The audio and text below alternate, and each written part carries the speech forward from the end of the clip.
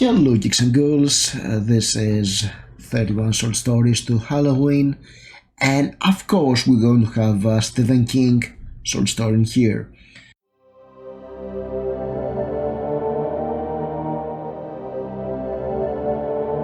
This story comes from this book Skeleton Crew, which is 800 pages of horror story goodness, and there is one story in this book that really spooked me, and this is the science fiction story of the Jaunt.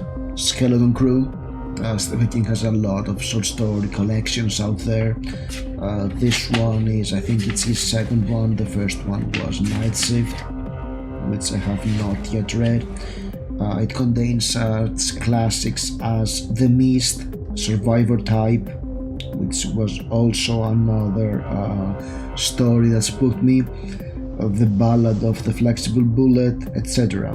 It's quite interesting, but there is something in the Jaunt that really stood out to me. And you know what? It's not a traditional horror story. It's a science fiction story. There is a lot of technobabble sort of stuff, not very hard sci-fi, of course.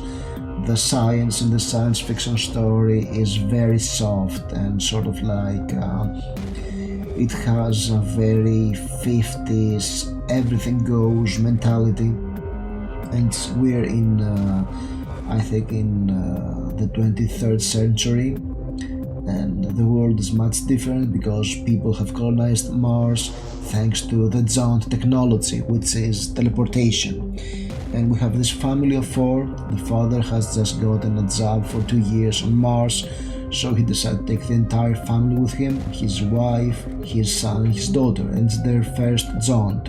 So as they're waiting for the travel to Mars, the teleportation to Mars, he tells them about the way that the Jaunt is invented. He relays the story of the inventor who, back in the 1980s, where there was a huge energy crisis because the oil-producing countries have sort of made a lobby, and they drove the prices up. And this is a huge believability problem in the story because they were not bombed in the Stone Age like in reality, like we saw since the 90s. So we have this inventor who comes up with a way to teleport objects using some very cheap, affordable technology.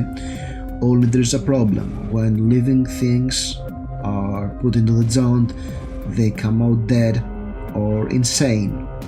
And he does these experiments with mice and fails. And this is why everybody that's going into the Jaunt has to be sedated. And I think that Stephen King's writing real science in the story. Stephen King has a talent for relaying stories to you. Stephen King can write a short story about him going to the grocery store and buying milk, eggs, and bacon, and it's a masterpiece. He has this great narrative ability of telling tales, of capturing the voice, and the way that it captured the narration of the father along with the recreation of what the inventor is doing about the Jaunt back in the 80s, or it was 70s, I'm not sure, I cannot remember right now. Alright, give me a break, I have no notes for this one, or most of the stories you'll hear about in this month. So he goes the way they describe the stories, he describes the story, and you see the way he leaves out certain elements of the story. There's a lot of info dumping, of course, throughout the story. It's basically the story about an invention that changed the world forever and solved the energy crisis. It's never dull, it's never info dumping. It's very well paced, very fun to read, and very rewarding to the reader. And in this story, of course, we hear stories, horror stories about people going through the Jaunt and what happened to them, how it has been used to make bodies disappear, how people who went through unsedated got mad or died of fear, etc. However, he leaves most of it out of the story, and at the end of course, you read the story you know what's coming, right? If it's a story about technology that has one caveat and people should be sedated to go through it safe, it's a no-brainer that somebody will go through this unsedated, right? So at the end, when the jaunt is complete and everybody is fine, this is when our protagonist wakes up, only to find out that his son held his breath, he was not sedated before the jaunt, and now he has seen what's on the other side. And basically the idea is that because of people dematerialize and rematerialize, the in between, the perception of time in between this process, which is nanoseconds, is expanded to infinite and drives people who undergo this process mad. His son has gone mad, and yeah, that's what hits you, because that's what you're afraid of. I'm not a parent, but think of that, the idea that your child would do something dumb because he's curious, and he's curious because our protagonist tried to protect his children from the horror of the jaunt. So in a way, it's on him. What's happening is on him. So yeah, overall the jaunt is a great story, very spooky, very disturbing, basically because it doesn't try to be a horror story. It's a master of horror fiction trying to write a story that is not a horror story. It's a pulpy 50s weird tale. It's a tribute to this, and it just goes to the natural conclusion of it, the natural plot. This is going to happen, alright? Early on, you know that, but the way he takes you there, not trying to scare you, is what makes this story scary, because Stephen King, he is a scary dude. He can be a scary dude. I mean, look at him. He doesn't have to try to make it a horror story.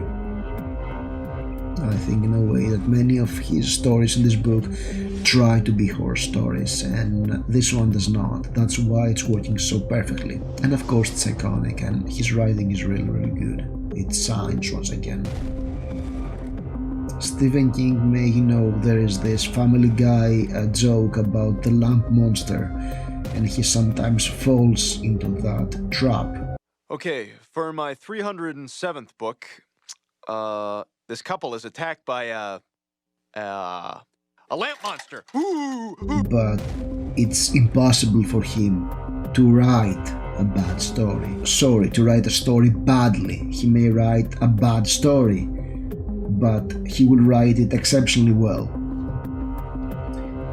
And here he writes a good story, as good as he always does, and this is what makes it so effective. So I guess you've read the Jaunt, and I'd love to hear your comments if you like the story or not, if this is your favorite story in, or maybe there's another favorite of yours. I mean, The Mist is very good. Survival Type was the other story that disturbed me. The Mist, I sort of knew how it ended, so that was a bit of a bummer. But yes, would love to hear your opinions. Leave a comment below, like, subscribe if you like this video, and I'll see you tomorrow. Stay spooky.